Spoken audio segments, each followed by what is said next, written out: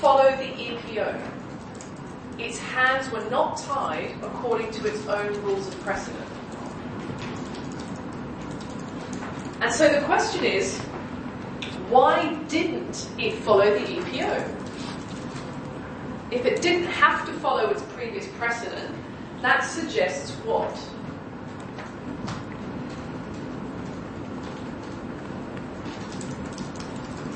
What does it suggest?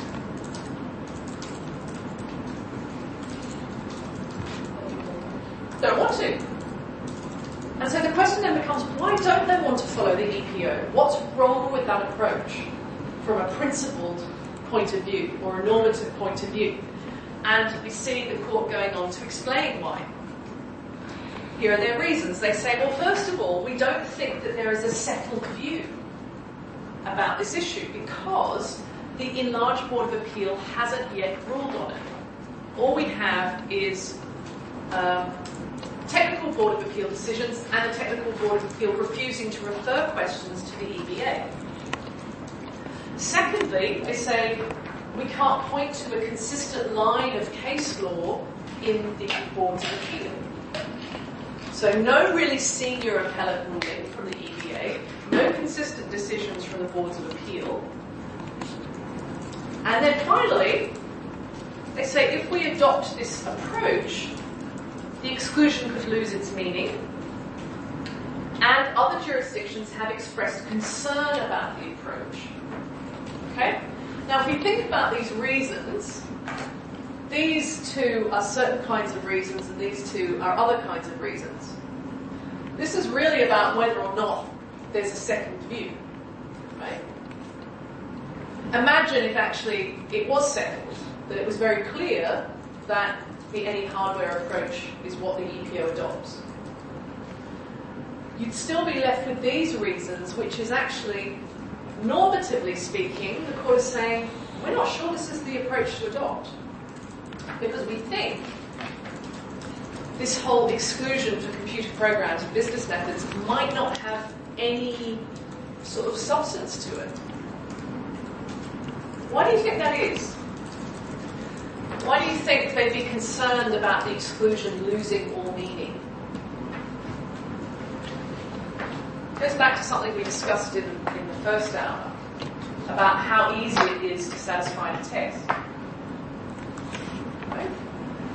So if it's a test that can be easily satisfied, the question becomes, what purpose is this requirement serving? It just becomes a formality. That's what the UK Court of Appeal was concerned about. They didn't want the requirement of invention to become a mere formality, to become something that could just be easily satisfied by including in the claim language a bit of hardware, apparatus, computer.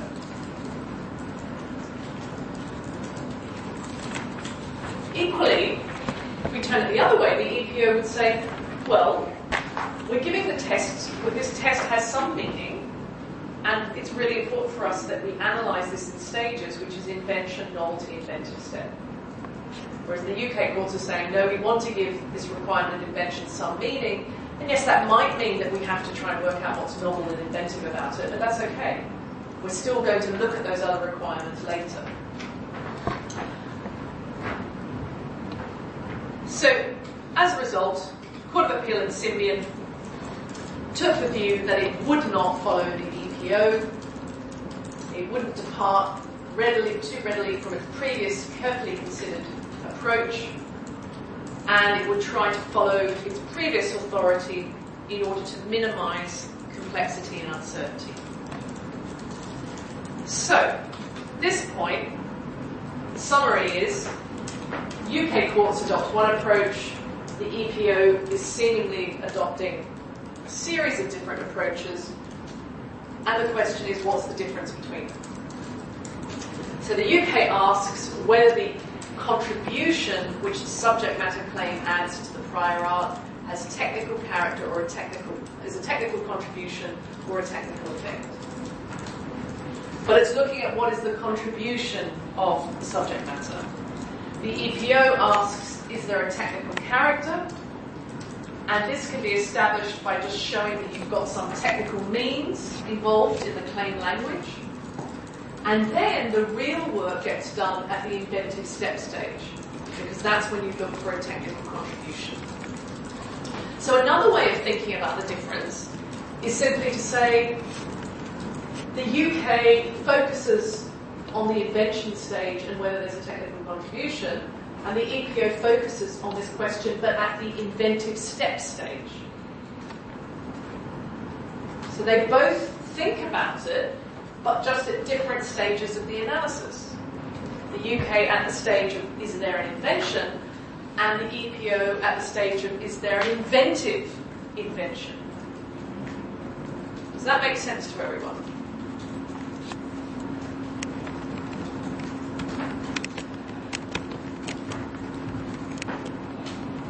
So that's the difference. And of course, the question becomes,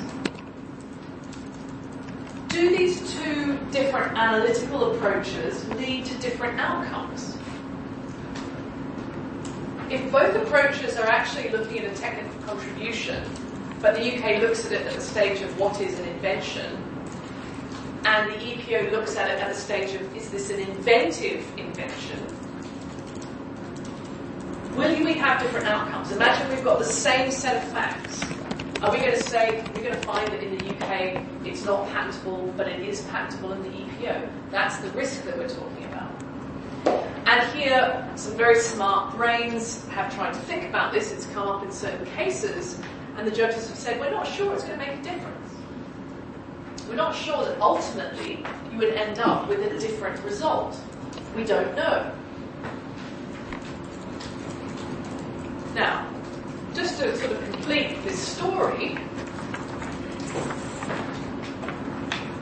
finally, there is a referral to the enlarged Board of Appeal on the issue of Article 52, 2 and 3 and computer programs as such.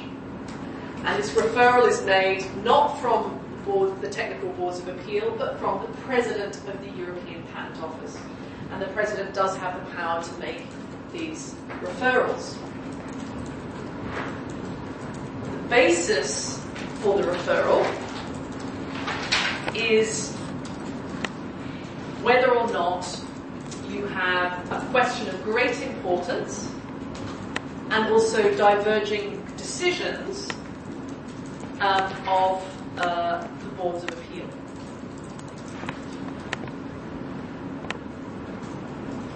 And so there's a referral made by the President to the enlarged Board of Appeal on this question.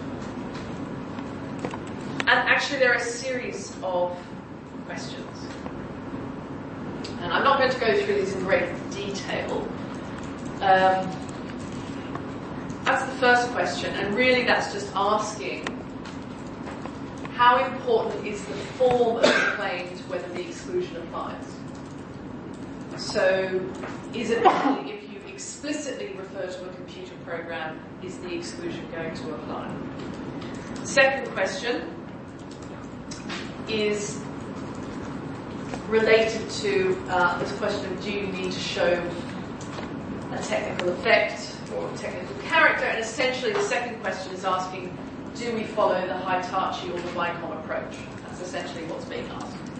And the same with the third question, are we choosing between Vicom or Hitachi? So, essentially,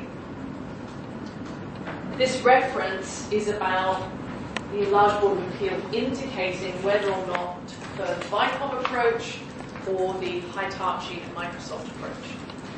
And as I said, in order to establish the reference, you have to show that you've got a question of fundamental importance and that two boards of appeal have given different decisions, i.e. inconsistent decisions.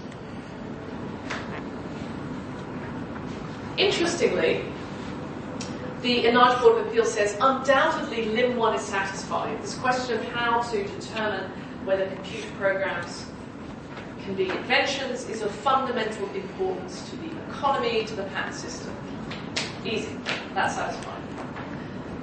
Interestingly, on question 2, they say there aren't inconsistent decisions. Therefore,